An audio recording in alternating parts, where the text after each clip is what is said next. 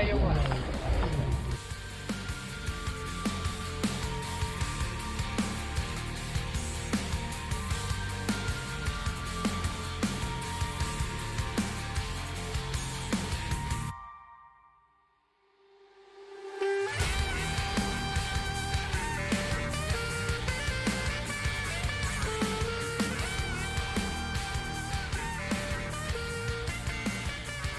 News as well that we'll talk about here in just a second. But, ladies, gentlemen, welcome to episode 121 of the... Starting off strong. Welcome to episode 121 of the Retic Lounge. I am drinking sparkling water, and that made me burp. Nate, what's going on, man? Not much, just busy days right before Thanksgiving is always kind of the rush at my job. So yeah. For those of you that are going to be tuning in on this Friday after Thanksgiving, Nathan and I are recording on Wednesday. So the night before Thanksgiving, I just made my first apple pie from scratch, and that was phenomenal. Maybe I'll post the picture of it on here. But I baked my first banana bread. I'd post a picture, but it's in my stomach and my coworker's stomach. Like so yeah. Oh my gosh. You hear the train outside my freaking... Yeah. No? Oh yeah. Jeez, dude. Yeah. That one was loud. Yeah. I didn't realize at 11 p.m. they were going to be freaking sounding off the horn, but okay. Don't they know our recording schedule by now? Right. Exactly. So yeah, episode 121, we are back for a book club, chapter of the Complete Reticulated Python, written by Glen McClellan. For those of you that have been following along, we are going to be going over Captive Husbandry, which I believe is chapter 8 today. Yep. But before we do that, a couple things that I wanted to talk about. And Nathan, you're hearing this for the first time because I just talked to Russ today, who's helping with Glenn with sales and everything. But yeah, there have been quite a few people that are picking up the book because of the book club. And after the holidays, we're going to be getting with him to provide a special discount for the book for people who are listeners. So if you don't have the book yet and you see these episodes pop up and you're like, man, I need to get the book, give us a bit. We're going to have a discount for you guys if you get it through us. But yeah, I think that's exciting. Way to get, our listeners and this book in their hand at a cheaper price. I think that's pretty cool. Yeah, no, that's rad. Yeah, and then outside of that, this is our last episode of 2024. It feels weird. It does. I don't know if I like it yet, so we'll see. Yeah, it does feel weird. I know in the back of my mind I need to not procrastinate and just start scheduling out interviews so that we can, come back next year just fresh, hot off the press, ready to have some good talks, and then of course complete and finish this book club. But one thing that I do want to share, because it is our last episode of this year, we've been doing this podcast now for about 2.5 years, and it's been quite a journey. And I just wanted to, with Thanksgiving tomorrow, just wanted to give a huge special thanks to just anybody who's been supporting the Retic Lounge, and our network that we started, and the Conjure Lounge. I think that, Nathan, we talked about this a while back and we would say it often, but it still happens. I haven't mentioned it, but the people that just reach out and they're like, hey, just found your podcast, love what you guys are doing. Those kind of things really, really, really contributes a lot to us continuing to do this. Yeah, absolutely. I mean, I had a client this week that brought his wife and his kid in just because they're supporters of the Retic Lounge. So that's awesome. It's unreal what our community has been to us. So yeah, very thankful for that. Very thankful for you, Lucas. Hair, right? Yeah, and his wife. Awesome. Yeah. Awesome. Yeah, it was fun. Thankful for you as well, man. It's been a great 2.5 years, and we got some more years to come. But I'm looking forward to a month of just no deadlines, no recording. Yeah, it's gonna be nice. Some Sunday and Monday nights off. Right. We'll still do our Zoom calls, but with our Patreon. And again, just a last shout out again with just like people that we're really thankful for outside of just all of you listeners is also our Patreon. Our Patreon community has been great. We got a group of core people that have been there from the beginning that just continue to keep the conversation going. And it's truly feeling like a little small family. So it's been a really good time. And so for you guys, our Patreon supporters, that have been doing this, supporting us, even if it's been for a month or it's been for 2.5 years, just want to give you a huge thanks. Absolutely. One more announcement before we begin the episode. We forgot to give these guys a massive shout out last episode, but boom, Cold-Blooded Cafe. Guys, they're about to have Black Friday sales. If you guys are not on looking at like Pangea reptiles, spider robotics, if you guys aren't looking for your stuff to buy on Black Friday, guys, Cold-Blooded Cafe is going to be having sales. And then on top of that, use our code Reptile Lounge 20 for 20% off for the best rodents that you're going to buy. We had Des on a few weeks back, and everything is sourced in the US. And that is something that no other large rodent supplier can say that they do. So, take a lot of pride in having them as a sponsorship, and just want to thank Des and Chris over at Cold-Blooded Cafe. Again, Retic Lounge 20 for 20% off. Yeah, it's Black Friday when this comes out, so yeah. I was thinking real quick, and then we'll dive into the book. I was thinking of having my first true kind of Black Friday and into the holiday sales for animals. Sometimes I'll throw up a story and everything, but I'm talking about like making a like actual like banner and posting it. My goal is to have my website launch in the first week of December so I can carry on sales on the website. For those of you listening, drop down in the comments what your thoughts are. I was thinking like 25% off for the rest of like November up until like my birthday, December 6th. And then from December 6th to like December, 18th, do 20% off. And then from December 18th to the end of the year, do like 15% off. I don't know. Just something else. What are your thoughts? I mean, go for it. I don't know. How many snakes you got to move over there? I mean, I'm not worried about the clutch that just hatched here. I already have down payments for a bunch of them, but as far as like, so 2023 stock, I have 7. Okay. So not a lot. Out of the Mindanao, Philippines, that was a clutch of 16. I think I have like 7 left. So besides the ones that just hatch, I have 7 from the Mindanaos, and then I have 7 from 2023. So not that many animals. Okay. Anyways, drop your comments. Let me know what you think if you want a live exotic sale. Nate. Yeah, I think go for it. What's up, Lucas? Let's do it, dude. Let's do it. All right. Whether you've poured your heart and soul into your reptile business or you've just begun your business journey, AE Foundry has you covered with next-level expertise in graphic design, motion graphics, videography, photography, and so much more. If you've been dying for a new logo for your reptile business, motion graphics for your current logo, a new website, or need assistance making your video podcast come to life, then listen carefully. AE Foundry's mission places storytelling at its core. AE Foundry believes that a distinctive story and background are the driving forces that set your brand apart. In today's market, consumers seek more than just products. They crave a connection built on trust with the brands they cherish.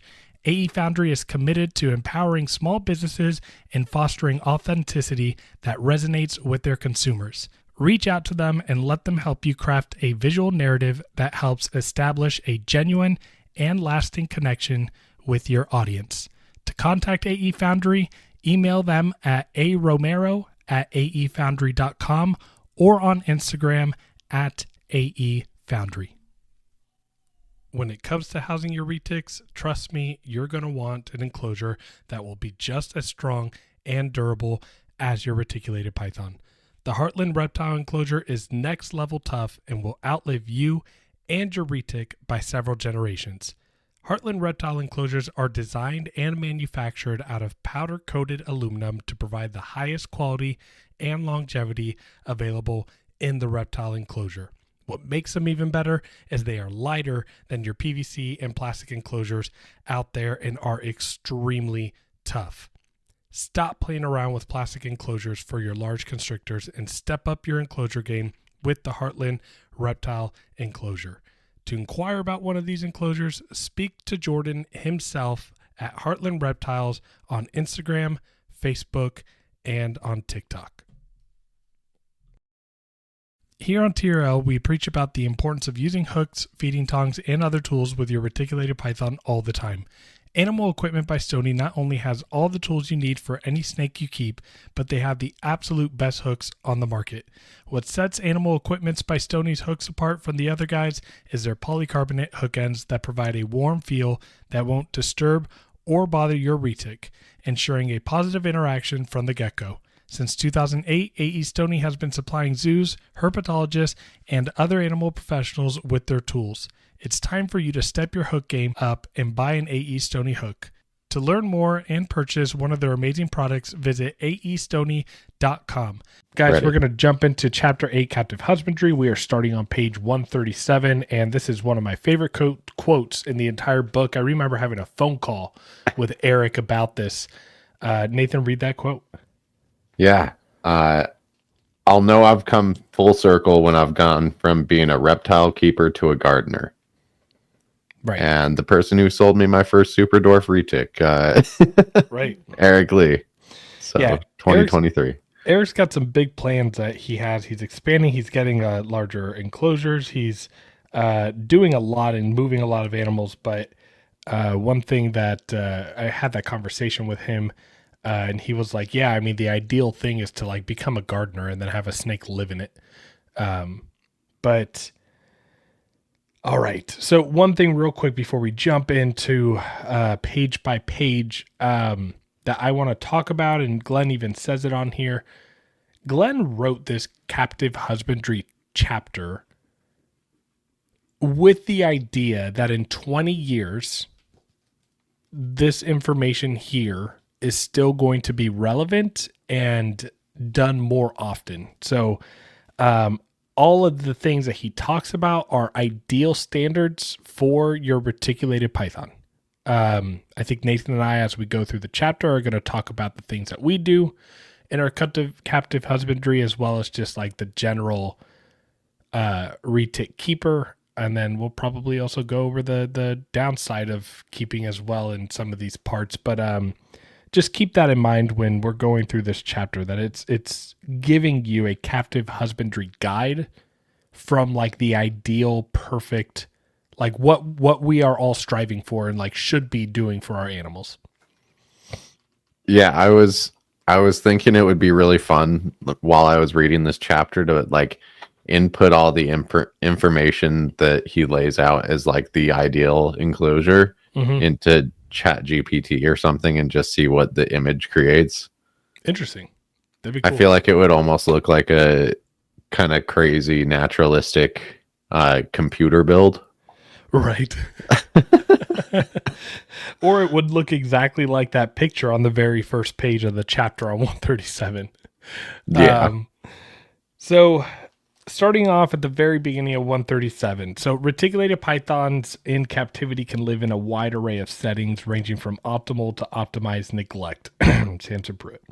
This chapter will examine what are currently deemed best husbandry practice. So literally, best husbandry practice is what is discussed in this chapter. So for those of you that are reading this or listening to this, if you do not keep your husbandry standards to this, it doesn't mean that you're a shitty keeper. But the biggest thing that Glenn highlights here that I like a lot is that retics will survive, eat, and breed in conditions far poorer, Samson Pruitt, than the ones that have been described. It is well documented and an indisputable fact. Sorry, that's it. That was the last SP reference.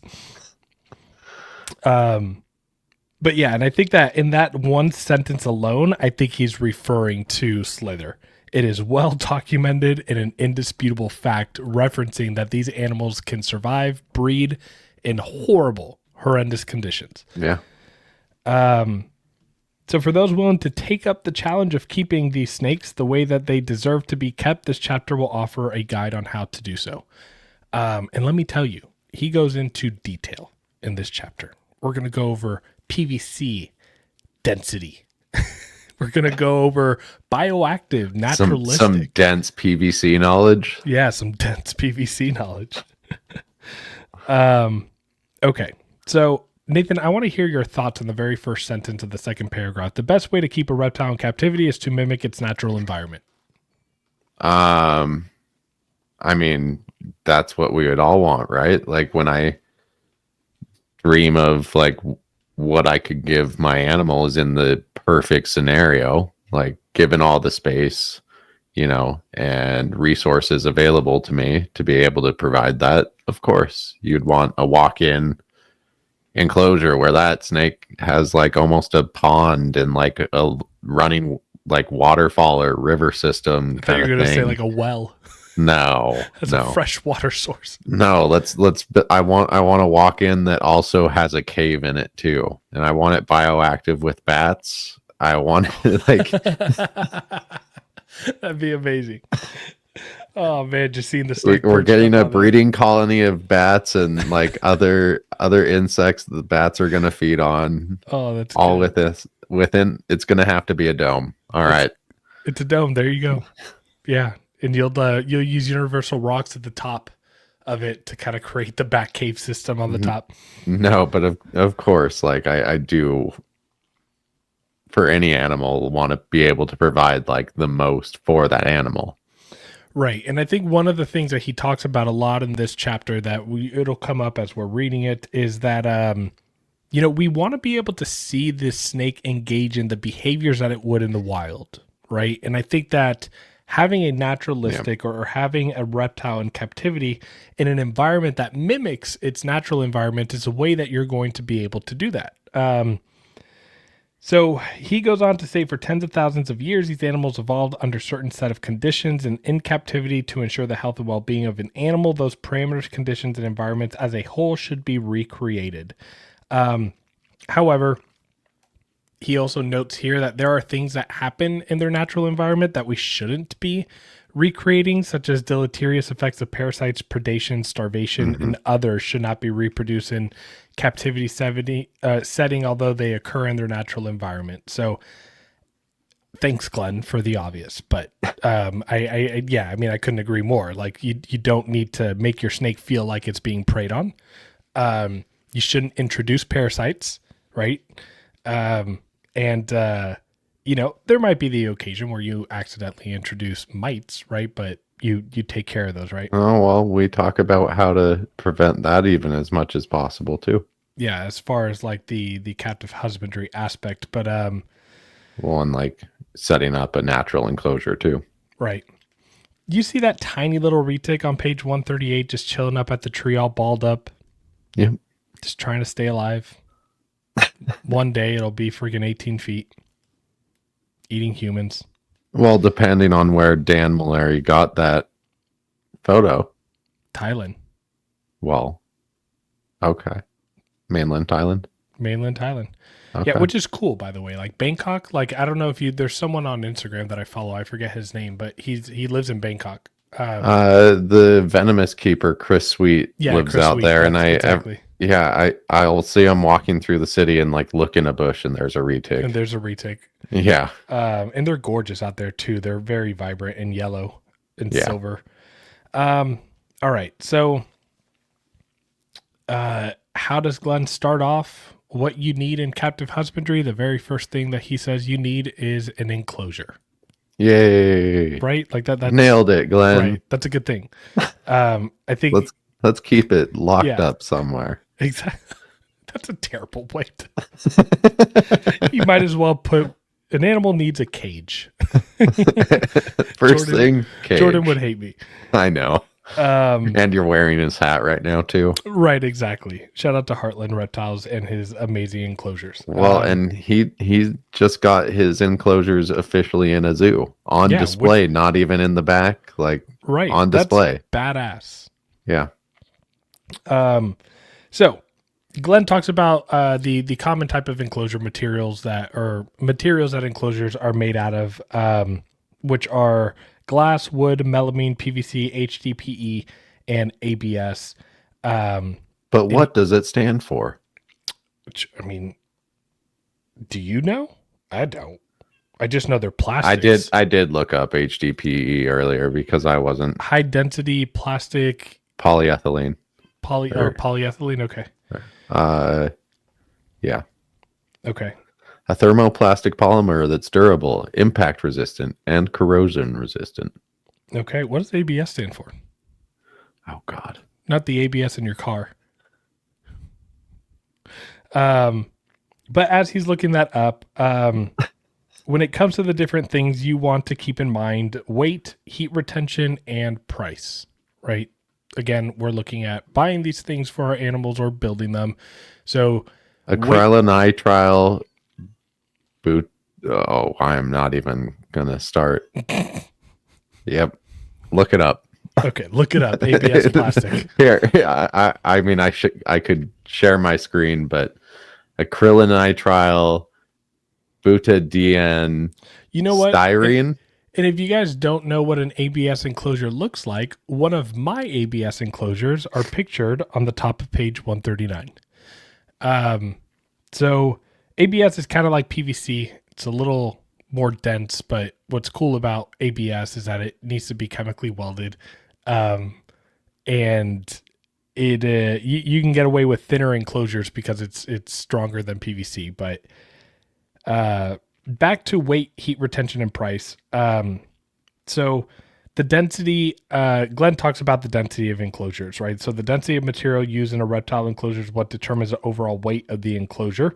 The density of a material is defined as its mass over its volume and is measured in kilograms per cubic meter. Now, Glenn, being the geek that he is, gave you the density of expanded PVC, the density of oak, the density of HDPE, the density of ABS, and the density of glass.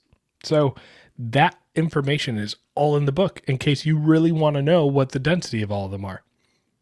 But I guess in order from most dense or least dense to most dense is PVC, oak, HDPE, ABS, and melamine, and glass. There you have it. It's a lot of math and numbers in that section. What do you, I mean, when you were reading Glenn's through, gonna laugh so hard watching this segment He is. of this chapter. yeah. But at the end of the day, I mean, it's all relevant information. For me, when I think about density of the material, I'm thinking of durability. And I think the density of material directly correlates to weight, right? So if you make an enclosure that's out of wood, very heavy. Same with melamine, they're pretty damn heavy. It starts to get lighter when you go to the ABS and the PVC stuff.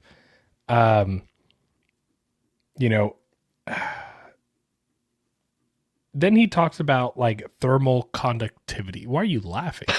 I don't know. I just thought that was kind of funny. The sigh you let out after that. Thermal conductivity. Nathan, what's thermal conductivity? Just what the material, like the heat retention that the material is capable of. Yeah. It's basically just typically measured in watts per meter Kelvin. yeah. And the higher the watts per meter Kelvin, the better of a conductor a material is. And essentially what thermal conductivity is basically how well your enclosure is going to be insulated. Yeah. Right. It's so how, and you want something if it's going to keep the heat in or let the heat out. Yeah, so the higher the better, right? You want to be able to have an enclosure that's going to keep the parameters and the heat inside of that enclosure instead of expelling out of the enclosure, because that's going to make your heating system have to work harder if it's unable to like retain that heat. Mhm. So then he goes into pricing. Pricing is obviously probably the number one thing that most people are concerned about when it comes to buying an enclosure, right? I would say so. Um, Pricing, but then like people are educated enough to know like brands to buy from, I feel like for the most part now, unless you're brand new to the hobby. right. So typically ABS plastic are the most expensive, and again, the reason for that being is they are chemically welded, and therefore they have to be freight shipped to you. So you're also paying about $400 for freight shipping instead of a flat pack PVC that you can put together yourself. And then with glass typically being the least expensive being melamine and sometimes glass. But one thing that Glenn notes on here that I really wanted to highlight and talk about in terms of like it comes to pricing, but also is PVC. There are some concerns to be noted about using expanded PVC. One study found with increasing temperature of PVC, there was an increased emission rate of volatile organic compounds. Because there are heating elements using an expanded PVC reptile enclosure, VOCs present a possible risk. Now, I'm not going to mention names or anything, but for those of you that are getting these PVC enclosures and you're buying these like 4x2 enclosures for $200, the quality of that PVC is being made and manufactured in China. It is low. And when heating elements heat up really bad quality PVC, you are possibly exposing your animal to volatile organic compounds. So, my opinion, if you are going to get a PVC enclosure, get an American made PVC enclosure that has good PVC that's like a good quality. Yeah, you can find acceptable expanded PVC, but Right. I mean I would try to find just PVC or ABS. Exactly. So now we've chosen an enclosure. Or like we've chosen the material of an enclosure, and Glenn goes into talking about the size of the enclosure. This is a really cool part of the chapter because he goes into talking about the Federation of British Herpetologists and their recommendations for different lengths of animals. God And save the king. yeah, and I'll just say this right now: none of us in the U.S. Well, I wouldn't say none of us. The vast majority of the people in the U.S. are not keeping to the standards of the Federation of British Herpetologists. No. But again, this chapter is covering the ideal gold standard of keeping these animals. So the current recommendation from the Federation of British Herpetologists state that the minimum enclosure size is one that is 0.9 times the length of the snake for the length of the cage, 0.45 times the length of the snake for the width, and 0.3 times the length of the snake for the height. So, in for a 10-foot retic, the enclosure would need to be 9 feet long, 4.5 feet wide, 3 feet tall. We also want to thank VivTech Products for being an affiliate sponsor of the Retic Lounge. Stop by VivTech Products for the best UV spectrum lighting on the market that will enhance and improve your snake's overall well-being and health.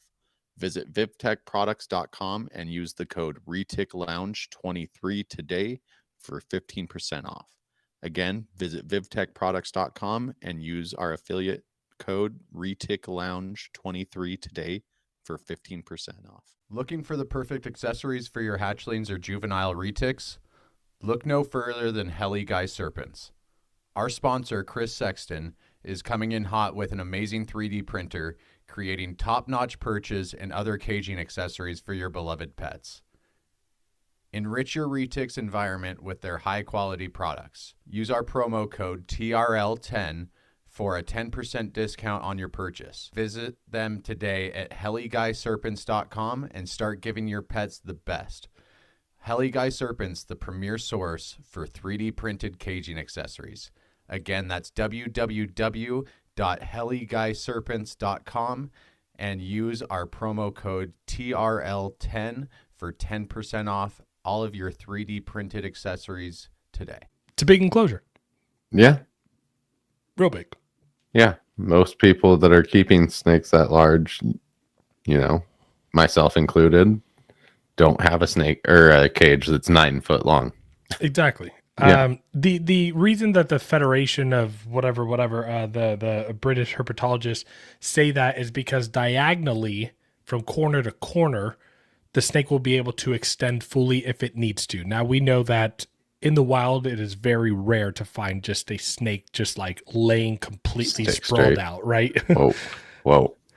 Yeah. But they think that in case it wants to, right? It's good to provide it. Now, I will say that for retics, not for all species, but for retics in general, the bigger the better. But as Glenn talks about later in the chapter, we go into foliage and coverage and decorations, things like that, for it to feel secure. But Glenn goes to say a 10-foot snake is, it's not unrealistic for a pure Calatoa locality type female to get 10 feet in length. So he kind of makes a warning. If you are getting even a pure Superdwarf retic and you want to keep this snake at that standard, you have to be prepared for an enclosure that is 9 feet long, 4.5 feet deep, and 3 feet tall. But I guess, Nathan, for you, what is your, a 10-foot snake? Obviously the ideal. That would be my largest animal. If I could have something 9 foot long, 4.5 feet deep, and then 3 feet tall, that would be perfect. Exactly. It's another foot taller than her enclosure now. Mm-hmm. And then, a few feet wide or longer. Mm-hmm. So, yeah, for me, I think an ideal, and again, this is coming from a place where I keep multiple animals, but I think a 6x3x3 for a 10-foot snake is a good amount of room. yeah. Especially if you have shelves at different lengths and everything, that's a pretty good size enclosure. Yeah. Especially to the standards that we keep here in the US. Yeah, but if you're trying to keep to the T of the FBH, then 9 feet long, little bit deeper. Yeah. And then you can stick to that 3 foot tall. So the FBH, when it comes to pythons over 12 feet, state that the minimum enclosure size for individual animals over this length should be considered outside of that formula. And what they essentially encourage is they encourage that keepers put resources into providing other sources of well-being for these animals, such as additional height, climbing space, exercise outside the enclosure, water areas, and other sources for enrichment. So those are going to be a 12-foot animal plus. Those are going to be some of your Jampionus crosses with mainland in them. Those are going to be your mainlands, and even your Saputrii and your even some pure Jamps are going to be 12-foot plus. And what a great example of what this enclosure could look like on page 142. It's beautiful. Yeah. I mean, you get natural sunlight coming from the windows of the house. You have different areas of the cage that the animal can explore, plenty of branches, water, foliage. That enclosure is spot on. Yeah, incredible. Yeah, different heating sources, and Glenn goes into that later in the chapter. Just you have probably a high heat basking, and then down below you have another basking area that's probably a little cooler than the one that's up top. So, yeah, really, really cool to see. Again, the bigger you go, the more the gradient, the more of replicating its natural environment, the more that you're really actually, in my opinion, going to enjoy any of my snakes that I put into larger enclosures, and I've put, universal rock hides and natural substrate and sky hides. You really see them utilize just about every area of that enclosure. Yeah. But financially and spatially, planning ahead is obviously a challenge when it comes to getting a very large enclosure. So most of the people that get these animals don't have a room to dedicate for them. Yeah, most of us don't have I mean, I know a lot of us that keep retics don't have a place like that's a permanent enclosure for themselves, you know? Exactly. Now, Glenn goes to talk about on the bottom of page 142. He talks about for the snake that's over 12 feet long, and he kind of goes into ways that you can build an enclosure for it. And the easiest way for a keeper to build a cage of that size is to use plywood. It is far from the ideal material to be used for an enclosure, but is the most practical. Plywood is relatively affordable, could be found at any major hardware store. It is easily cut to the necessary specifications and is generally lightweight. The general design principle applies to both a large homemade enclosure as a small pre-made large rectangular plywood enclosure with space for proper heating and lighting ventilation. So some of the nicest cages I've actually seen that are made out of plywood. It's actually pretty impressive what you can make out of plywood. Obviously, there has to be a lot of sealing. There needs to be, especially if it's a large naturalistic setup, you need a drainage layer. You need to make sure that that wood's not getting, just constantly hit with water.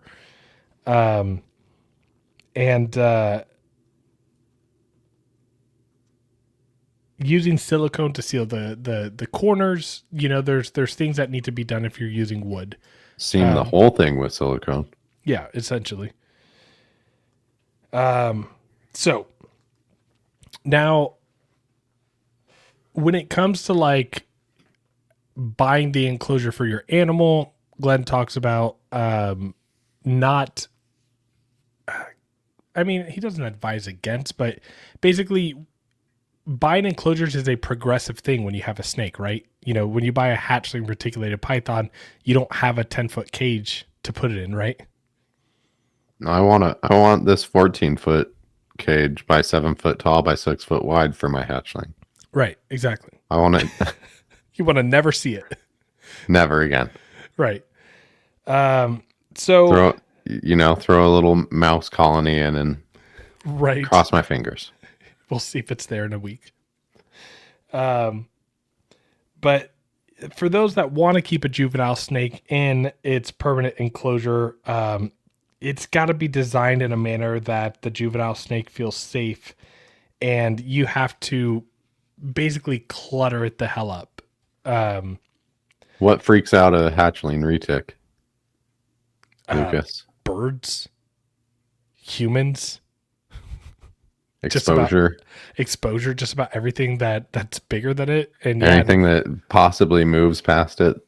Yeah, that's why I don't like, enclosures that all four sides are like glass, right? Yeah. But yeah, I mean, you need to provide ample hiding spaces, hides, trees, branches, leaf litter, fake plants or live plants. Like if you're going to put a small snake in a big enclosure, the snake needs to be able to be out of sight from you, literally. But for the vast majority of us keepers, what we're doing is we are basically raising it in what we call a grow out cage, right? Yeah. And a grow out cage is referring to cages that are appropriate for adolescent or juvenile retics. Glenn talks about an excellent plug and play, and I couldn't agree more. I have 2 of them in my garage, and they're phenomenal. Mm-hmm. But those I have a slightly bigger version right behind me. Exactly. So I'll read it here in the book. So again, this is if you buy a younger juvenile retic, an excellent plug and play grow out Superdorf retic kit at 30 inches, 24 by 24 inches, made by Focus Cube. So it's basically designed. It's called the 24XL, and it's designed for Superdorf reticulated pythons. And in that, there's a shelf, a sky hide, there's lighting fixtures, and it literally is like it. They have UV lighting fixtures. Does the shelf have a drop through hide? Yep. Yeah. And the shelf even has a hide that goes into another sky hide on the bottom of the shelf. So it's got 2 sky hides, one on the top of the enclosure, one on the bottom of the shelf. Mhm. And yeah, and then it has the whole floor as well. So it's got 3 layers on a 24-inch enclosure. They're awesome enclosures. Yeah. I mean, I love mine. So can't recommend those guys enough. But Now, obviously, that's not going to be the full size enclosure you get your retic, but that's a good grow out. And generally, what I do with those grow outs is when my snake can no longer fit in the sky hide, it's ready to put it into its permanent enclosure. okay, yeah, that's a pretty fair scale. Yeah, just Those sky hides are decently large. yeah, they're decently large. I mean, your snake is probably going to fit in it up to like 6-7 feet, right? And it has 3 different layers, right? Now, again, if we go by the FBH standard, 7-foot retic needs to be in a 6.5-foot long enclosure, and probably 2.5 to 3 feet deep and 2 feet tall. But which is not a terrible size, but yeah, I mean, if it's fitting in that sky hide for me, it's staying in there until. As a matter of fact, my Halmahera right now, she's still in hers. And I'm moving her out to a bigger enclosure here soon because she continuously goes in it and then it falls. My one downside to that enclosure is I'm sure they've already come up with some solution to this, but the perches, my little retic that's in there, he loves to pull those perches off all the time. They We'll be flip in the right middle off. of recording an episode and you'll just see me whip my head back, and 9 times out of 10 it's just him pulling a perch out. Yeah. Yeah. It's one of those things where I can hear, like if I'm in the garage working at a different side of the garage, and I literally can hear like the clink clink, and I know that they literally like unlatched it and fell. Yeah, I need a lock, Steven. All right. So, now that you've picked the enclosure material and you've picked the size, arguably the most enjoyable part for Glenn comes next, which is designing its interior. He outlines that the goal with any enclosure is for it to be designed to allow the animal to replicate its natural behavior. So these behaviors include, but are not limited to, climbing, hiking, soaking, burrowing, and basking. Wait, these guys go on hikes? Yeah. Oh, did I say hiking? I said hiding. Hiding. Sorry. Hiding. They go hiking. Yeah. Sorry. With their hiking sticks.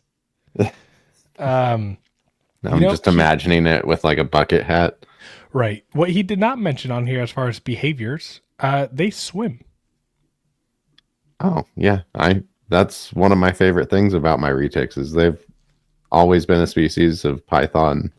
Like, ball pythons were fun, but these guys really thoroughly enjoy being in their water. Yeah, I mean, and yeah, you've been talking about from the beginning of the podcast how much your animals soak. Well, not even just soak, but like enjoy water. Like, anytime I refresh their water, like that's the first thing they investigate. They get like curious about just their access to water. Yeah. Yeah, exactly. So, when it comes to other behaviors, obviously like fear, predation, and other stressors, we don't want to replicate those, as Glenn outlines. But instead, these other behaviors are ones that should be considered when designing the interior of a vivarium. So a place for it to be able to soak. And again, the FBH says that the minimum size water bowl for an animal, for a reptile, needs to be that it could submerge its entire body in that bowl. So, you want to be able to allow that snake to fully submerge in its bowl to soak it. Mhm. The substrate should be deep enough that the snake can burrow in it, entirely cover itself. The basking spot should be at least in 2 different places to hide in, with different temperature and humidity parameters, and the snake should have the opportunity to climb at different levels across the enclosure. Again, all the ideal standard. I know the vast majority of keepers in the U.S., or at least definitely breeders, do not provide that. Yeah. So do you have like built-in shelves in most of your enclosures? Do you have like PVC shelves? Do you have I have elevation and levels? PVC shelves in some, but most of my enclosures now have some kind of built-in shelf, although not up to even my standards. Right. Yeah, my animal plastic shelves, I hesitate calling them shelves because they're so skinny.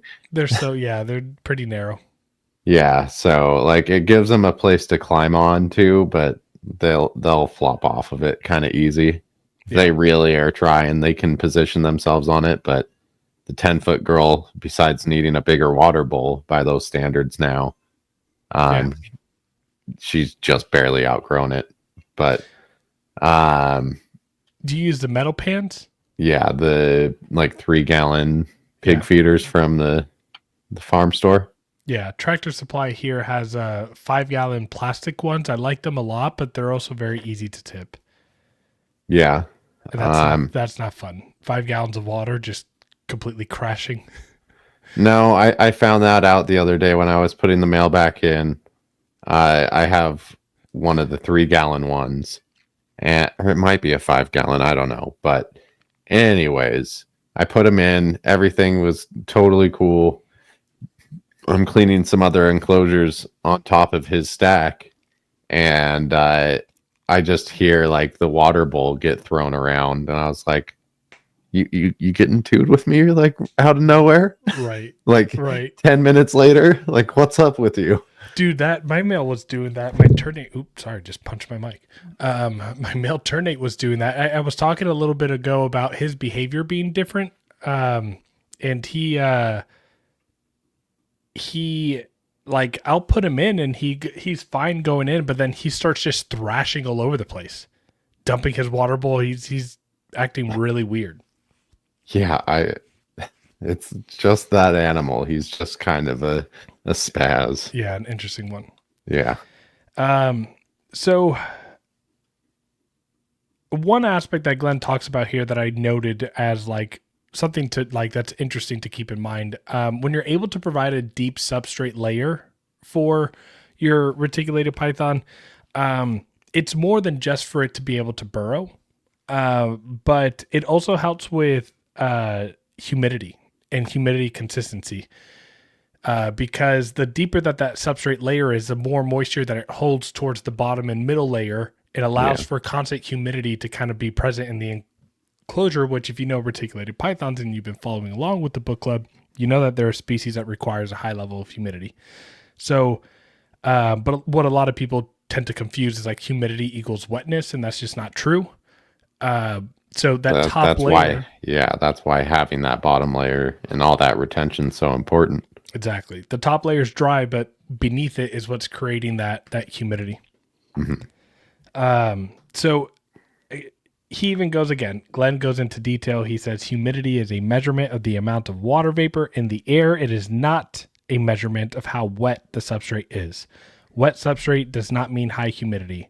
Instead, constantly wet substrate, and we talk about this all the time on this show, is a recipe for scale rot and other issues as well. So that's why, he really recommends 4 to 6 inches minimum, because it not only allows the snake to burrow, but it will also hold water to be released as water vapor. So, good points. Now. Sorry, I was holding myself back from a bad joke, but I'll tell you later. Okay. Oh, man. So he talks about substrate choices on here, and I'll go into like what he recommends and everything. But I mean, he really talks about bioactive and naturalistic and the differences between the two. But I will say, like, outside of the natural soil stuff, right? Like, I'm a fan of aspen. I'm a fan of a type of cocoa chip. Even mulch has been used for many people. I did mulch for a little bit, but for me, I wasn't a big fan of it. But I know a lot of people love it, and it's really affordable. I know we're jumping ahead a little bit, but have you tried any of these bioactive substrates outside of just in that enclosure? Yep. Okay. Yeah, the bioactive racks that I have, the large 5-foot racks, they actually have Josh's frogs. They're I don't know if it's even on here. It is on here, but I can't find it right now. And have you ever gone crafty and made your own? Yep, done that too. I had Christina Hill with Christina Hill sent me her Genetics nerd? formula. Yeah, genetics nerd. She sent me her formula and what she recommends, and I actually really preferred the homemade one. Doesn't totally surprise me. No, and I mean it also was a lot cheaper. The stuff from Josh's Frogs is great, but dude, it's expensive. Yeah. Okay, let's get into a true bioactive enclosure. So, a true bioactive enclosure is self-sustaining, right? So is it possible? Yes, bioactive enclosure are possible. Now, what a lot of people for a reticulated python? I think so. Now, you're not going to get exactly what is over in Indonesia. You're not going to get the same isopods and the same plants. And I mean, you could probably go like overboard and like do all of that. To where it's self-sustaining, though. A cleanup crew that can take care of that. So that Glenn gets that into the chapter, right? So when it comes to a larger snake, you definitely need to be spot cleaning and taking out large pieces of feces. But he also recommends in the book here that you allow parts of the feces, right, and the waste that the snake does to submerge under the soil so that the cleanup crew can utilize it. So a true bioactive enclosure is self-sustaining where microfauna breaks down a larger fauna's waste, which is decomposed by bacteria in the soil, and live plants use the nutrients from the waste to grow. A naturalistic enclosure only seeks to replicate the animal's natural environment in a way that allows them to exhibit natural behaviors. So you can have a naturalistic enclosure with cocoa chip as your bedding. You're not going to be able to do a bioactive with cocoa chip as your bedding. That definition is far broader and less strict than that for a bioactive enclosure. So a naturalistic enclosure could include the same substrate type as a bioactive one with live plants but no microfauna. Or a naturalistic enclosure could have a different substrate type from bioactive one with microfauna and only have artificial plants instead of real ones. And he goes even further into detail about naturalistic, that one of those enclosures could be as simple as a monosource substrate with neither microfauna nor live plants. So he also distinguishes that bioactive does not mean better. And I couldn't agree more. It takes a very special person, in my opinion, to execute a bioactive enclosure well. And we get into this too, but it's a really easy way to introduce stuff you don't want to introduce to your snake. Exactly. A bioactive naturalistic enclosure sits along a parallel path as a non-bioactive naturalistic enclosure in advancing the captive environment for the reptile. What's more important than the false dichotomy of bioactive versus non-bioactive is the size of the enclosure, enrichment, temperature gradients, hiding places, and its visual aesthetic appeal. So I'd like that he really just like made that very clear-cut statement that really what matters is the size of the enclosure, enrichment, temperature gradient, hiding places, and its visual aesthetic appeal. So now this is where he gets into like the different bedding. So yeah, there's the Josh's Frogs tropical bio bedding bioactive substrate. So that's the stuff that I've used. I've also used Josh's Frog ABG mix. And what's great about those is it's basically a bioactive soil ready to go that you open up, you throw it in the enclosure, you wet it down, and you get some moisture in there and you're good to go, right? Then you just need to add your isopods and springtails, all the other microfauna that you put in there. Yeah. Have you ever messed with any of those before? No, been meaning to, but haven't yet. Okay. If you want, Nate, kind of go through, I'm going to see if I can pull up the ratio that I use. Oh yeah. So ABG mix, which is Atlanta Botanical Gardens substrate mix. It's 1 part charcoal, 2 parts orchid bark, and 1 part peat moss. 1 part sphagnum moss, 2 parts tree fern fiber. There's a Serpa Design substrate mix that is 1 part orchid, 1 part sand, 1 part cocoa core, 2 parts sphagnum moss. And then there's Circe's substrate mix, which is 1 part cocoa core, 2 parts orchid bark, and 2 parts partially composed leaves. The author recommends a mix of 0.05 part horticultural charcoal, 2 parts cocoa core, 1 part orchid bark, 1 part play sand, 1 part sphagnum moss, and 1 part worm casings with leaves on top of the substrate. Yeah. So going through my messages, you know, I thought I was going to be able to find it pretty soon, but I guess not. What are you looking for? I'm looking for the bioactive, like if you want to make it at home, and what Christina Hill kind of recommended that I get, and like the ratios and all that stuff. But Does any of that sound familiar to your mixings? yeah. But it was a pretty, like, there's a lot of stuff that's really readily available, and it was pretty easy. But anyways, Well, I mean, a lot of this you just go down to the hardware store for, honestly. no, exactly. You can get most of your stuff there, and as a matter of fact, you can get all of it in. Oh, here it is. Okay, so 1/3 cocoa core, 1/4 peat moss, 1/4 sand, so like play sand, and 1/5 leaf litter and sphagnum moss. So like cocoa from Pro Cocoa, you get Pete Hoffman, sphagnum peat moss, and then you can source your own leaf litter, or you can just buy leaf litter. But yeah, it's pretty simple. It's like 5 or 6 different things. Yeah.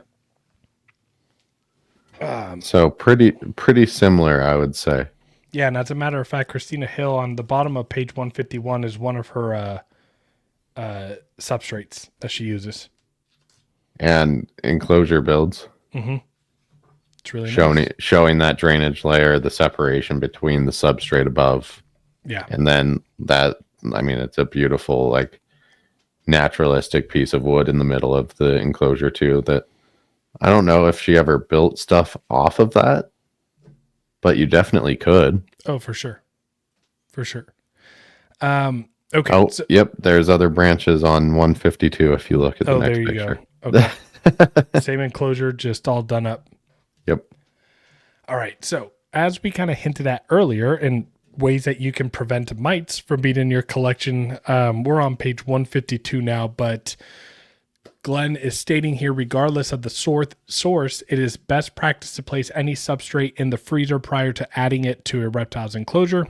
While this method is not foolproof, it is a small safeguard against the inadvertent addition to deleterious microfauna like snake mites to a vivarium.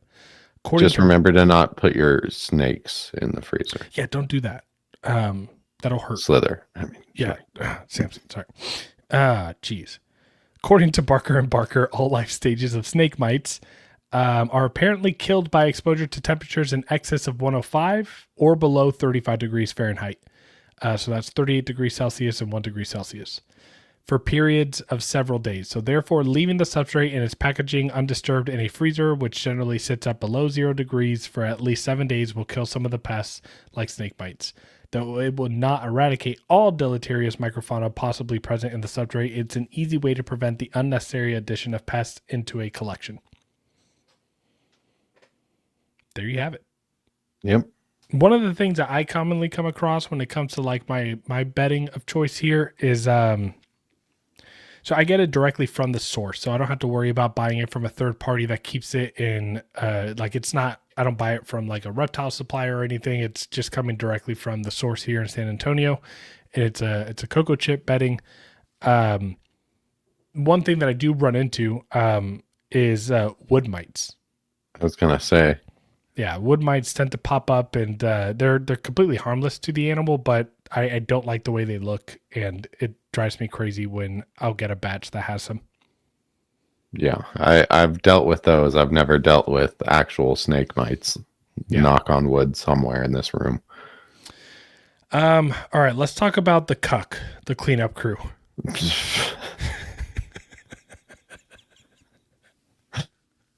I didn't read it that way, and I'm so disappointed in myself. Oh man. I'm genuinely like disappointed that my childlike nature did not read that as cuck earlier. Yeah, that was an easy one for me, but the cleanup crew. So typically consists of isopods, springtails, millipedes, earthworms, and other detritive. Whoa, what? Detritivores. Detritivores. What these microfauna are responsible for is decomposing biological material produced by the larger fauna in the enclosure, like a reticulated python. So this in turn produces nutrients for the live plants in a vivarium to utilize for growth. While there are many options for a cuck in a bioactive vivarium, the author recommends a combination of isopods and springtails. By the way, we're about to get into some of this stuff. This is the part that I had underlined the vast majority of it because I wanted to share it verbatim how Glenn says it, because if there's anything in this chapter that is a gold mine, is he literally like, this is a great step-by-step guide to understanding bioactive enclosures. It's really cool. So specifically, the author highly recommends dairy cow isopods. They're super cute too. That's the picture of them on the top on page 153. My daughter loves them. Yeah, I'm sure. Those are the best animals for her to be interacting with. Right, exactly. And Falsomia candida as a species of choice for springtails in bioactive vivariums. So both can easily be cultured, which in turn can be used to replenish a bioactive vivarium if the microfauna population decreases, added to other bioactive vivariums, or sold to local reptile stores or hobbyists. Yeah.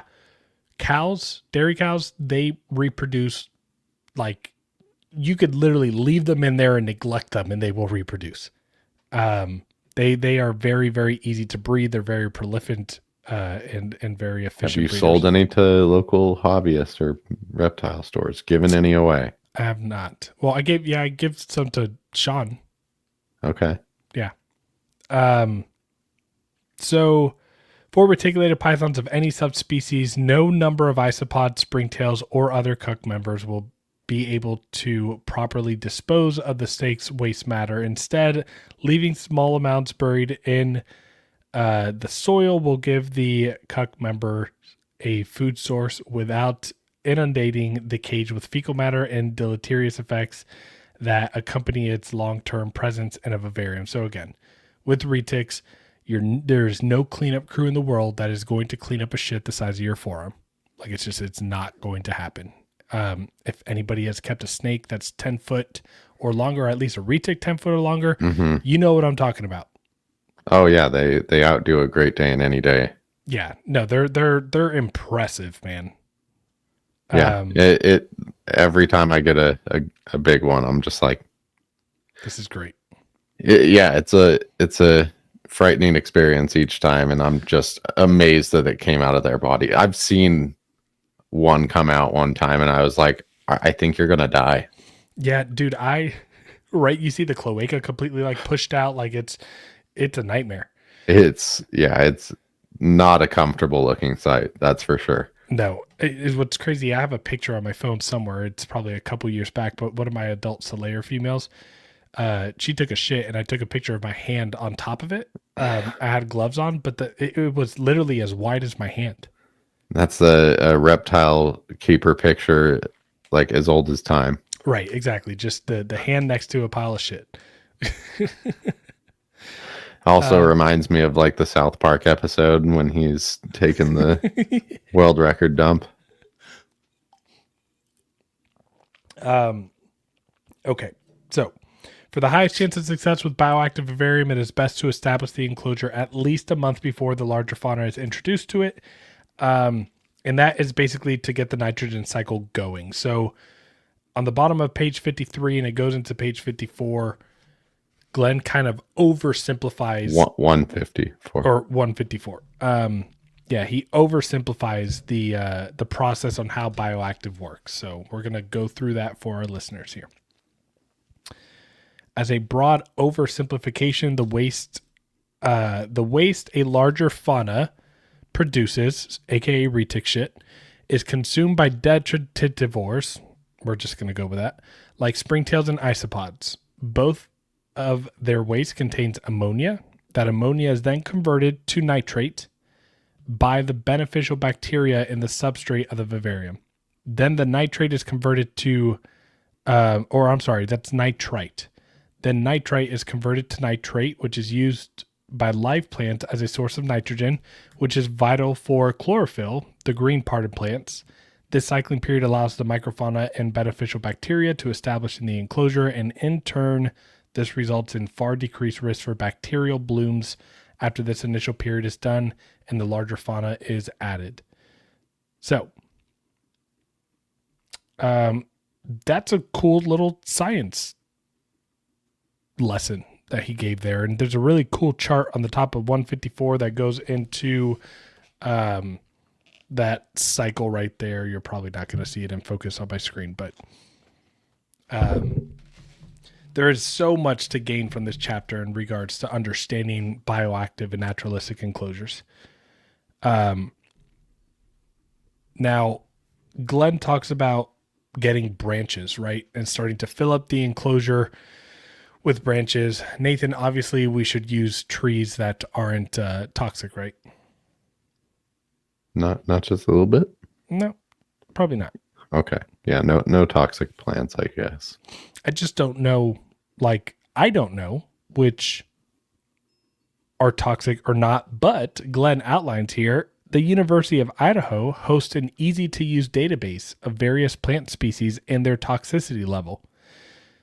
So, in case you do want to nerd out and look at tree toxicity level. Or let's say you're just any kind of animal person, Right. want to get a new plant, don't know if it's safe for the cat. There you go. Exactly. Aren't there lilies, or isn't there a common flower? Yeah, there's several, I think, that are poisonous to cats if they consume them. Yeah. So when it comes to using branches, I don't know. Branches are something I like. Wood pieces, natural wood pieces are something I have in the majority of my larger enclosures. Whether it's a couple smaller pieces or I have one major main piece in the middle of the enclosure that's big, I really like adding that. It also helps them shed too. Yeah, I enjoy it in my enclosures quite a bit, but the hardest time cleaning enclosures has been when I've had those large pieces of wood in there that I have to remove beforehand. Yeah, it's always fun trying to remove the snake when they like to anchor around the big wood pieces. Yeah. But yeah, once generally I remove the snake, then the wood piece I just kind of lift out. Yeah. But yeah, it does add extra steps in there. So Glenn continues to go on to the chapter, and he talks about different plants to use too. I didn't know that. He makes a funny reference in here. He's like, yeah, perfect plant for a superdwarf reticulated python is a superdwarf Cavendish. And that's the picture on 155.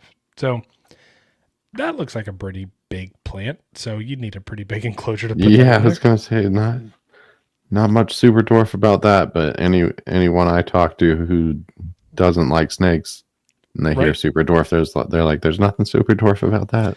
Exactly. Then on the bottom, there's an example of what a prayer plant looks like. Those are beautiful, and I've seen those in some enclosures before. But my favorite, the Wandering Jew, does really well. Yep, the Wandering Jew does very good. Yep, that's me. That is you. Wandering through life. Wandering Jew. Now, one of the things that he does mention is that once you select a branch and you don't just go outside, pick up a branch and put it in the enclosure, there's sterilization and disinfection that needs to happen with the branch. So off the top of my head, before I ran into this chapter, I typically would just put the wood pieces in the oven for about an hour at 250, 275 degrees. That's what I was recommended to do by several people, but let's see what he says here. To disinfect against fungi and insects that the branch may harbor, baking the branch in the oven at 200 degrees Fahrenheit for at least 30 minutes is recommended. Finally, after baking the branch, disinfecting it further by applying topical animal-safe disinfectant like diluted chlorhexidine. Rescue disinfectant and vinegar is highly recommended to neutralize microorganisms and select pathogens that they remain after baking. So give it another spray down after that. That's something that I haven't done, something that I'll probably start doing moving forward that I learned from this book. So thank you, Glenn. Yep. Then you can add it in the enclosure, right? So as of right now, we're kind of working our way from the bottom to the top. Okay, so we've talked about enclosure material, we talked about enclosure size, talked about substrate medium. Now we're talking about like the bioactive stuff and like the isopods and all that. And now we're talking about like branches and plants. So cast iron plants, spider plants, and calatheas are all good. I don't know. I know that people use pothos quite a bit. Mm-hmm. Those are pretty hardy, don't need a lot of care, very easy for them to, you can neglect them and they'll stay alive. So, yeah. Nathan, do you think you'll ever experiment with like live plants in anything? Do you plan to do that with like the tree monitors?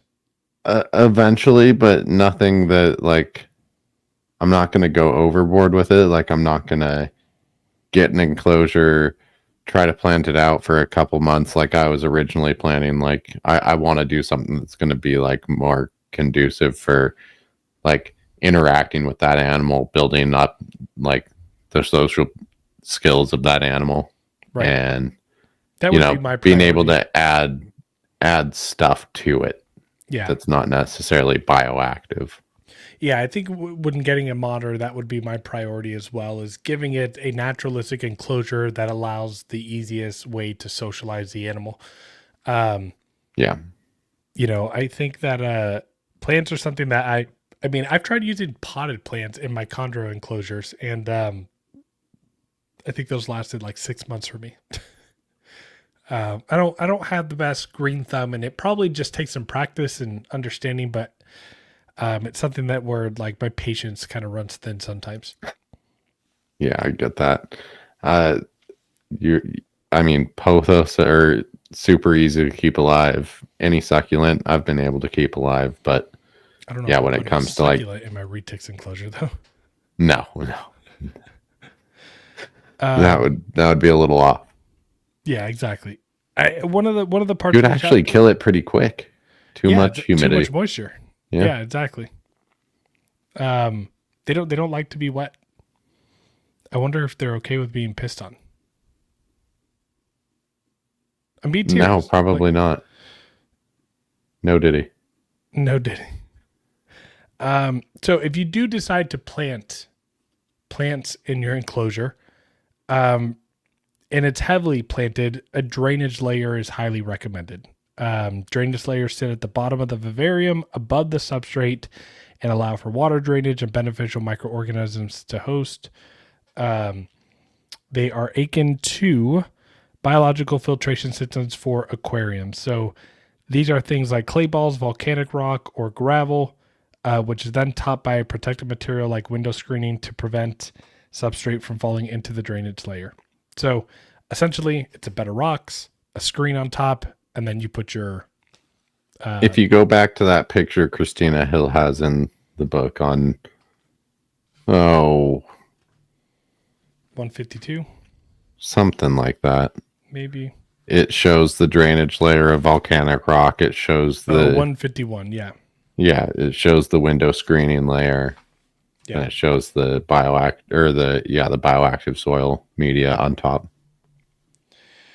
Yeah, because what you don't want is stagnant water buildup, because that leads to mold, to fungus, and bacterial growth, and eventually it's going to kill all your plants. So, yeah, drainage layer definitely recommended for heavily planted enclosures. Now, most bioactive enclosures, if they're not heavily planted, they don't require one. I have these bioactive racks that have isopods and a colony in there, and it's doing well, and I don't have a single live plant that's in there. Which was like something that I learned. Like, I always thought that like you had to have plants in there, but I guess you don't. No, not necessarily, but bio-naturalistic, right? Exactly. Okay, so on to page 159. We're getting close to wrapping up the chapter here. Second paragraph, we're talking about microclimates now. So now we're talking about like we talked about how to decorate, the enclosures and the type of stuff, but now we're going to talk about the microclimates, which is basically when we're talking about husbandry, we're talking about heating, humidity, temperatures, basically recreating where that animal is from. And so Glen recommends 4 microclimates. So a high humidity and high temperature microclimate. So that's one: high humidity and high temp. High humidity and low temperature microclimate. And then a low humidity and high temp, and a low humidity and low temp. Right. So 4 different areas in the enclosure that ideally, that's going to give the snake all 4 areas to be able to choose where it wants to go, and you be able to observe that naturalistic behavior. And I don't think it's mentioned in this chapter, but it may have been mentioned earlier in the book, is like an easy way to provide one of those higher humidity microclimates is like a simple just humid hide. Exactly. So the easiest way to achieve those 4 microclimates are to have one hide on the hot spot of the enclosure, one on the cool side of the enclosure, a basking spot with a flagstone or slate rock, and an elevated climbing ledge on the cool side of the enclosure. So the hide and the hot side of the enclosure provides high humidity and high temperature. The hide on the cool side of the enclosure provides high humidity and low temperature. The basking spot provides low humidity and high temperature. And then the elevated climbing ledge on the cool side of the enclosure provides high humidity and low temperature. So if you have an enclosure that's 3 foot tall, that's not hard to achieve at all. Even 2 feet tall, you can still achieve it. I was going to say, I pretty much have that in 2 feet tall. Exactly. So we were just talking about my bioactive racks. If you turn the page and go over to 160, you'll see your girl there, Athena. It's my favorite page in the book. Yeah, that's Athena there. She's getting big. Well, she's not even getting big, but she's growing, and it's nice to see. And then and that's her home. It's a 5 foot long bio-natural rack system that has naturalistic soil, has isopods in there. I think I have Grand Cayman Big enough to not slide out of there anymore. Yeah, exactly. What I did find out is that my wife just didn't latch the thing completely closed. Okay. So it managed to sneak out through the back because it wasn't fully latched. There's a little gap for it to go behind. Yeah, Nice. but that was like the first week I got her. She went missing, and I was like, son of a bitch. Hey, she's back. She got her picture taken for the book. She is. I'll have to get a new picture and send you an update of her and in the enclosure. She's like choice-based handling and the target training. Like it takes her now only like 5-10 seconds to think and like understand if she's being fed or not. Yeah, it's really cool to see. Well, and good for Aspen to learn with a snake like that. Yeah, exactly. So like we'll open it up, and Aspen she's on the floor level, and the snake's a little higher up, and so she kind of just waits, and she'll see her just like starting to come out, and then like I'll pick Aspen up, and Aspen will literally grab her out. That's awesome. Yeah. So as counterintuitive, we're on 161 now. As counterintuitive as it may sound, the parameters of a vivarium are not the end-all be-all in captive husbandry needs of reticulated pythons. I read that sentence and I was like, where's he going with this? But it's totally valid because retics have been seen to like withstand large ranges in like different temperature and humidity parameters. Again, like these are animals, for some reason, retics survive neglect, like really, really bad neglect. So they get comfortable in a lot of different temperatures. Now, one thing that I will say is too hot is probably the worst thing you can do for a retic, right? Mm-hmm. So This has been the one thing that's always made it so fascinating to me, that there's not a wild breeding population, like, or several out in the Everglades. Like, you would think that retics would be just as big of a problem as the berms. yeah, but I will say, I mean, in the Everglades, it does get 100 degrees. Yeah, and cold too. And yeah, they could dip into the 30s, and I think that that's why they just they haven't adapted as well. But as far as keeping them in captivity, there's a very, very big range that you can successfully keep them in. So the temperatures in Southeast Asian territories can drop down to low 60s, and they can easily reach over 100 degrees. While humidity is generally very high in the region, it can differ greatly, up to 50% differences in relative humidity in a single day. At nighttime, it's normally like 90, 100% humidity, and sometimes during the day, it's 50%. But generally speaking, what Glenn says, a hot spot around 85 to 88 degrees. And that's exactly what, I tell people, 84 to 88. 85 is probably a better low end than 84. But yeah. And then the cool side of the enclosure in the mid 70s. I always tell people 75 to 77. Now, yeah. I keep my ambient in my room just a little bit lower, like 71, 72. Yeah, and that did well for me too. I used to keep around 72 degrees when I had them in the gradient here inside the house. But yeah, and I mean, at nighttime, Glenn even states that the ambient temperature of the room can be 70 to 75. So now humidity in the vivarium should sit around 80% in the evening and nighttime, and 55% during the daytime. But because heat sources are required to reach the adequate temperature in the vivarium, they must be used in conjunction with a thermostat. So he says something really interesting about humidity here that I really like. Humidity in the captive setting does not necessarily need to be monitored like temperature does. Generally, if a snake sheds in one or very few pieces, the humidity is at a sufficient level. However, for those interested in monitoring it, Spider Robotics makes a probe that monitors the humidity level in a vivarium that can be used in conjunction with their thermostats. Have you ever used one of their hygrometers, or would their probes be a hygrometer still, or That's interesting, actually. Would it be the thermostat also acts as a hygrometer? So that's a good question. Shower thoughts. What came first, the chicken or the egg?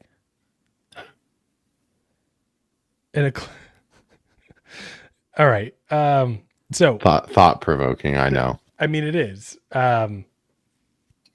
Do we want to solve that? Let's look up what a hygrometer actually is. I'm doing it. Hygrometer. The device that measures humidity in an environment, right? Yeah. So I guess the probe with the thermostat also serves as a hygrometer because it's only something that is taking the measurement of the water vapor in the air, right? Yeah, so I guess it technically would be the probe, because you have to have that specific probe, but you can't just throw a probe that they send you for one of their thermostats in, right, and expect it to measure your humidity. So yeah. Okay, fair. So wait, I'm saying the probe. I'm not. Here's why. I was originally thinking more the device itself, but maybe it's both, but here's the reason why I'm not saying probe. Here's the reason why I'm not saying probe is because if you don't plug that probe in anywhere, it's not doing shit. That's true. That's why I think it's I think there's a valid argument either way. yeah. Now, in a closed environment like a vivarium, high levels of humidity can lead to mold, dust mites, and respiratory infections in a snake. These are only made worse by limited ventilation in a vivarium. So, again, this is talking about like stagnant air and humidity. And I have so much air circulation in my garage that people who have never been into it, when they come in, like I'm sure one of the first things they notice is just the sound of the airflow. I'm kind of deaf to it now. I don't even notice it, but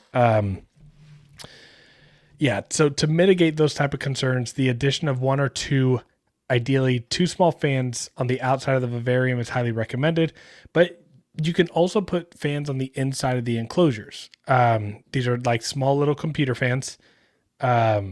And what it helps do is increase the ventilation in the vivarium to prevent negative effects of having a closed space or a closed space in stagnant air. Yeah, Focus Cubed offers that as an option when you're building out a cage on their website now. Yeah. Oh, yeah. Glenn even says it there. Yep. Yeah. So, I'm a little. I have to look at focus cubes. I don't know. I get sketched out with the idea of fans being inside of an enclosure, but for a larger animal, I'm sure it's fine. All right. Yeah, just with how curious retics can be, I could see something stupid. Yeah. Now, but if you just put it on the ventilation ports on the outside, not necessarily any moving parts on the inside. Okay. Yeah, that'll be safe and that could work. Now, these recommendations for reticulated python's captive environment are based off of observations on the climate in their native range. So we're starting to wrap up the chapter here. It should be noted that these parameters recommendations are generalities and should be adapted to the individual snake's needs. To properly achieve the recommended parameters, full spectrum heating lighting is required. For a reticulated python and all reptiles, it is such a complex topic that the following chapter is entirely dedicated to the subject. So he's peeking at what chapter 9 is, which, by the way, spoiler, it is heating and lighting. And I think this is one that we were going to have Glenn come on and talk about, because that's where all the spectrum graphs and all that shit is just a little over our head. Yeah, that'll be nice. And a little bit of comedic relief by the author as always, so I definitely look forward to that one. Yeah. He also has a little small part here at the end talking about like terrascaping kind of being a final step, and that's where the keeper can express their creativity by shaping their animal's environment with plant placement, clutter choice, climbing opportunities, and more. There are no recommendations to write for this section. A keeper should simply enjoy the process. Nate, take us home and wrap up and read that last paragraph of the chapter. Yeah, to reiterate, there are many ways to keep reticulated pythons. What matters is the cage size, how it's heated, and lighting, and if the enclosure allows for the snake to exhibit its natural behaviors. While the enclosure should first and foremost be designed with the snake's need in mind, the vivarium should also be pleasurable for a keeper to view their snakes in. Part of the reason herpetoculturists keep snakes is to have a piece of the wild in their living room. Not only will a naturalistic enclosure be more enriching for a snake, but it will also be more enriching for the keeper. And then he goes on, next page, just has a list of husbandry equipment and their respected recommendations. So just some stuff that he thinks is necessary, optional, and then other recommendations, all solid by Glenn right there at the end. Yeah, and again, we want everyone here to buy this book, so I'm not even going to list these things out loud. I want you guys to buy the book, and he literally gives you everything that's necessary, optional, and recommended, and yeah, it's a great list. Yeah. And I'm sure there's going to be great improvements in the future too, to the standards of what we're keeping. So excited to see where it all goes. Yeah, I really enjoyed Glenn going on Morelia Python Radio and talking about the book. And, Eric and Owen were talking to Glenn about this captive husbandry chapter. And in typical fashion of most other communities, there's a lot of bashing in regards to how we keep reticulated pythons because, I mean, generally speaking, the vast majority of mainland keepers don't have these large animals in enough space. And so when it comes to the book and like what Glenn was saying is he wrote the book with the intentions of the ideal so that in 20 years, the information that he put in this book was still relevant and was still important. He didn't want to give a captive husbandry guide of today's standards and then in 5 years from now with how much we're advancing in husbandry, the chapter be obsolete. So I thought that was pretty bold of him to do. I thought it was brave for him to do because I know a lot of Retic people are going to read this chapter and be like, you don't need that. So I appreciate him for what he did with that chapter. Same. Well, episode 121 in the books. We're out for the rest of the year. I want to just say happy holidays to everyone. Merry Christmas, happy Hanukkah, Merry Kwanzaa, whatever you're celebrating, and happy New Year. We'll see you on the next one. Yeah, we'll see you guys in 2024. If you guys have 2025. 2025, damn. My bad. But yeah, if you guys have any guests that you guys think that we should bring on Reticulated Python or otherwise, or if you guys have ideas of what we should bring for the Reptile Lounge Network and the Retic Lounge specifically, please drop them in the comments. You guys have a great new year. Happy holidays, and we'll see you in a month.